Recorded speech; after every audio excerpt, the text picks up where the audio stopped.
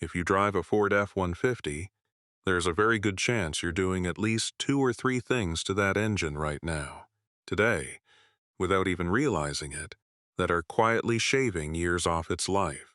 Not dramatic things. Not things that trigger a warning light or leave a puddle under the truck.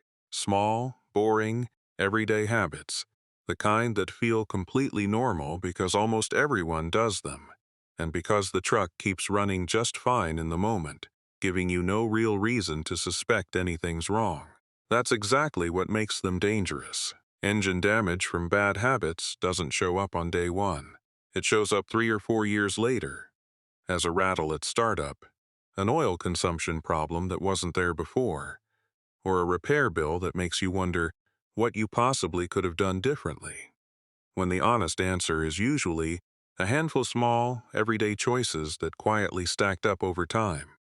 Here's what makes the F-150 specifically worth talking about in this context. Ford's lineup for this truck isn't one simple engine anymore. It's a genuinely wide spread of very different technology sitting under the same badge. You've got the compact, efficient 2, 7 EcoBoost, the workhorse 3, 5 EcoBoost, which has become the truck's most popular engine for a reason, especially for towing, the naturally aspirated 5, 0 Coyote V8, a genuine enthusiast favorite that traces its DNA back to the Mustang, and the Power Boost Hybrid, which layers an electric motor and battery pack into the mix entirely. Each of these has its own specific quirks, its own documented weak points, and its own maintenance realities. But what's interesting is that the habits that damage them tend to overlap heavily, because most engine damage isn't really about the specific hardware. It's about heat, lubrication, and time, and how, carelessly or carefully, those 3 things get managed by whoever's behind the wheel. So let's actually go through it, one habit at a time, in the order they tend to sneak up on people. Whether you've got the 2, 7 EcoBoost, the 3, 5 EcoBoost, the naturally aspirated 5, 0 Coyote V8, or the hybrid Power Boost, these 7 habits apply across pretty much the entire modern F-150 lineup, because they're not really about any one specific engine design. They're about how these engines, all of them, actually want to be treated, versus how most people treat them without thinking twice. Habit number 1. Stretching out oil changes, or using whatever oil happens to be cheapest and closest. This is the single biggest engine killer across the entire F-150 lineup, and it's also the most preventable one, which almost makes it worse. Here's why it matters more on a modern F-150 than it did on trucks from 20 years ago. If you've got a 5, 0 Coyote V8 from the 2021 model year or newer, Ford actually redesigned how the oil pump is driven. Instead of the traditional chain, it now runs on what's called a wet belt, meaning a belt that lives submerged inside the engine, oil itself. That belt is directly exposed to whatever condition your oil is in. Dirty oil, oil that's been pushed way past its service interval, or oil contaminated with fuel dilution, can degrade that belt considerably faster than old-school truck owners are used to thinking about. And unlike a traditional timing chain that tends to give you some warning through noise before it fails, a degrading wet belt can shed material into the oil system fairly quietly. On the EcoBoost side, the turbochargers spin at extraordinarily high speeds and get genuinely hot, and they rely entirely on clean, properly flowing oil for lubrication and cooling. Let that oil break down, get contaminated, or simply run low, and you're not just risking normal engine wear, you're risking accelerated turbo bearing wear, which is one of the more expensive repairs you can run into on these trucks. There's also a subtler version of this same mistake that trips up plenty of otherwise careful owners: using the wrong oil, not just old oil. Grabbing a generic bulk conventional oil off the shelf because it's cheaper, or using the wrong viscosity because it's what was already sitting in the garage, can leave an engine underprotected, even on a perfectly reasonable change schedule, since these engines, especially the turbocharged ones, are engineered around a specific oil specification for a reason. The fix here isn't complicated or expensive. Stick to the manufacturer's specified oil change interval, use the oil grade actually specified for your specific engine rather than whatever's on sale, and don't let "it still looks kind of okay on the dipstick" talk you into pushing another few thousand miles. Cheap, consistent maintenance is genuinely the best insurance policy this engine will ever have. Habit number 2. Only ever driving short trips and never letting the engine actually reach full operating temperature. This one sounds harmless, you're just running to the store, right? But it's a surprisingly significant contributor to long-term engine wear, especially on direct injection engines like the EcoBoost lineup. When an engine is cold, fuel doesn't atomize as cleanly, and some of it can actually wash past the piston rings and dilute the oil sitting in the crankcase, thinning it out right when the engine most needs proper lubrication. On top of that, a chronically short trip engine never gets hot enough, long enough, to boil off condensation and moisture that naturally accumulate in the intake and exhaust systems. On earlier EcoBoost trucks specifically, this exact dynamic contributed to a well-documented intercooler condensation issue, where moisture would build up and then get ingested all at once during a hard acceleration, causing a rough-running misfire or a sudden loss of power. It's a genuinely startling thing to experience, especially in humid climates or cold weather, and it traces directly back to an engine that spends its life doing nothing but quick, cold errands. This habit is easy to fall into without realizing it, especially for people whose daily driving is mostly a short commute, quick school runs, or a couple of trips to run errands around town, none of which individually feels like a lot of stress on a truck engine. The fix isn't complicated. When you can, let a trip run long enough for the engine to fully reach operating temperature, at least occasionally, and if your daily driving is unavoidably all short hops, consider an occasional longer highway drive specifically to let the whole system get properly hot and stay that way for a while. Habit number 3. Flooring it before the engine's actually warmed up. This is one of those habits that feels almost satisfying. Cold start, quick warm-up idle, and then straight into hard acceleration because the truck sounds ready and you're in a hurry. But oil is noticeably thicker when it's cold, and it takes a little time to fully circulate and properly coat every moving part inside the engine, especially up at the top end around the camshafts and valve train, which sit furthest from the oil pump and are usually the last components to get fully lubricated after a cold start. Demanding maximum power output before that oil has had a chance to do its job means critical components are running with reduced lubrication, exactly when the metal-on-metal forces are highest. Over years of repeated cold, hard launches, this kind of habit is a real contributor to accelerated wear on things like cam phasers and valve train components. And cam phaser wear is actually one of the more famous complaints on certain EcoBoost model years, showing up as a distinct rattling noise, specifically on cold startup, which is often one of the very first audible signs that something in that lubrication chain has been under stress for a while. Cold weather makes this whole scenario noticeably worse, since oil is thicker and slower to circulate in freezing temperatures than it is on a mild spring's morning, which means the same aggressive cold start that's mildly risky in summer becomes considerably more punishing in winter.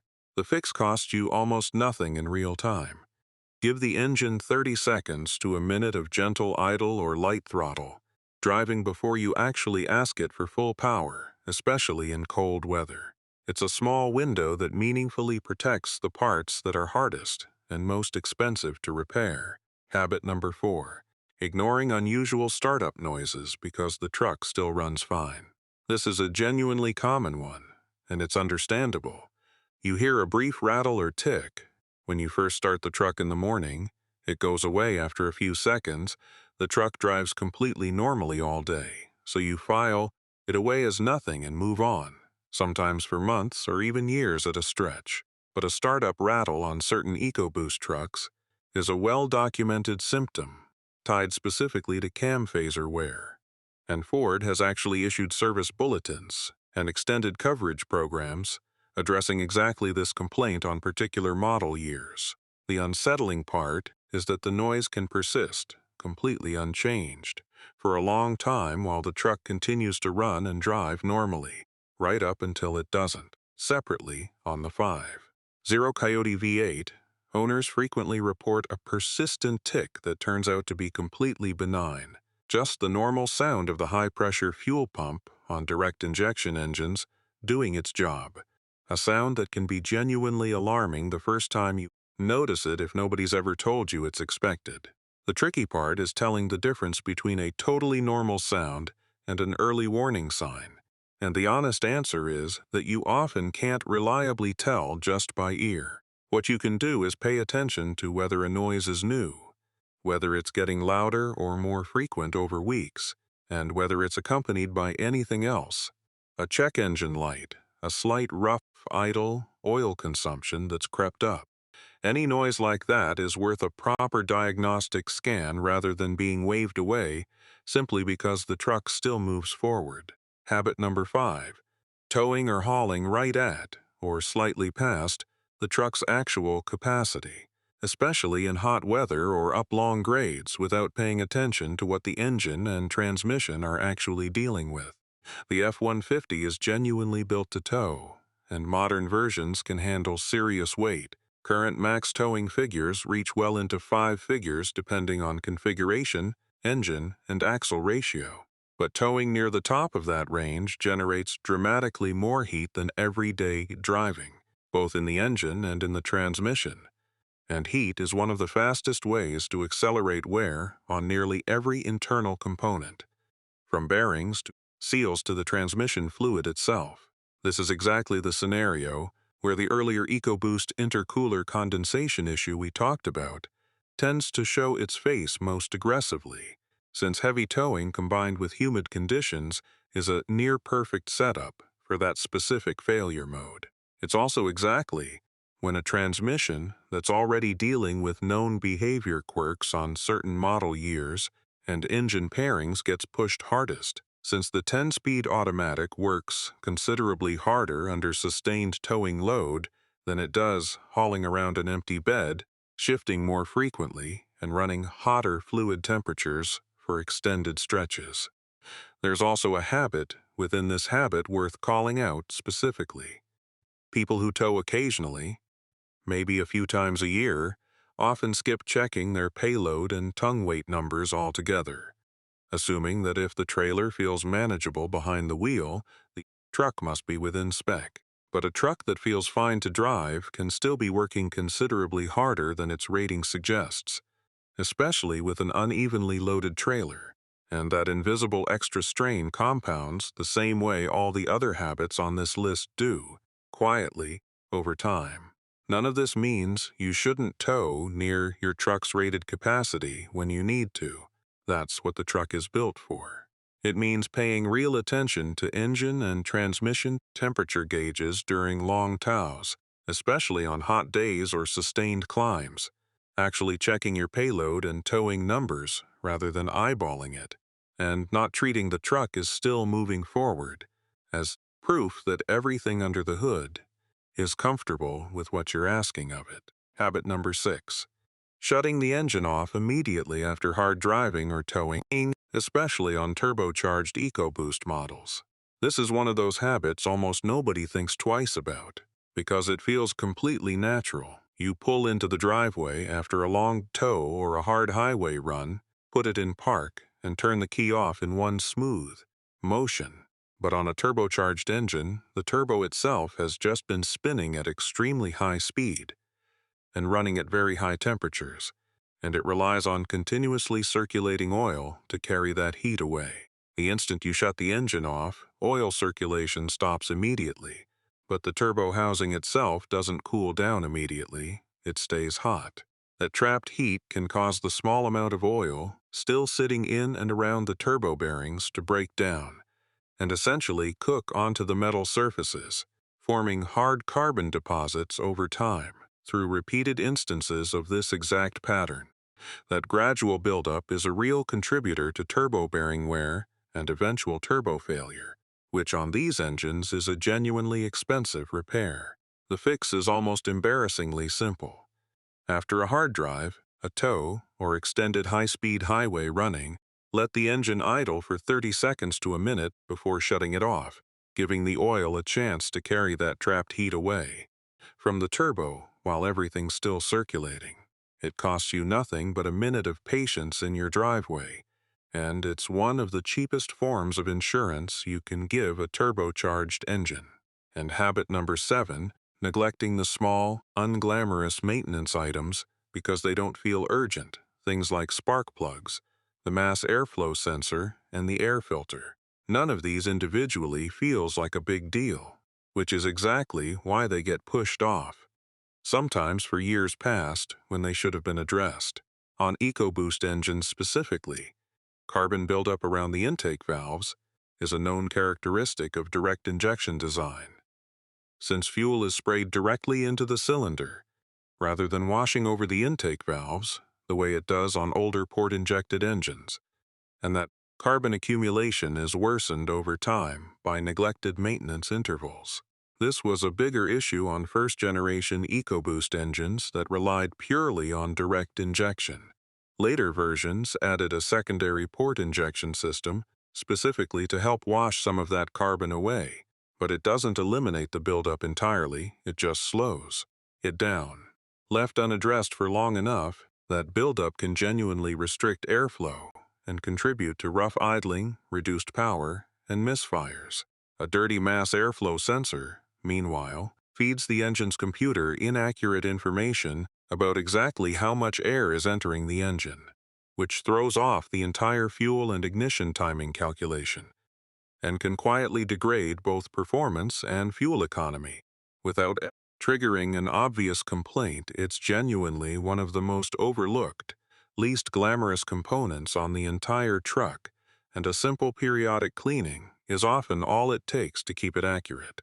And worn spark plugs, especially on EcoBoost engines, which tend to be harder on plugs and ignition coils than naturally aspirated engines like the 5.0 due to the added heat and pressure of turbocharging, can lead to misfires that, left running long enough, put extra unburned fuel through the combustion chamber and stress the catalytic converter. None of these are dramatic failures on their own. They're slow-motion problems that compound quietly for years, and the fix for all of them is the same. Actually follow the manufacturer's specific maintenance schedule for your particular engine, rather than a generic one-size-fits-all interval you remember from a completely different vehicle. It's also worth saying that these 7 habits don't affect every F-150 equally, because the truck's engine lineup has genuinely evolved a lot over the years. Early first-generation EcoBoost trucks, roughly 2011 through 2016, tend to be more sensitive to several of these habits at once, particularly the cold start and short trip issues, simply because that generation of turbocharged engine was newer technology with less refinement behind it. Later EcoBoost model years benefited from real design revisions, updated cam phasers, revised turbo oil supply components, and added port injection that made the engine meaningfully more tolerant of everyday imperfect habits, though not immune to them.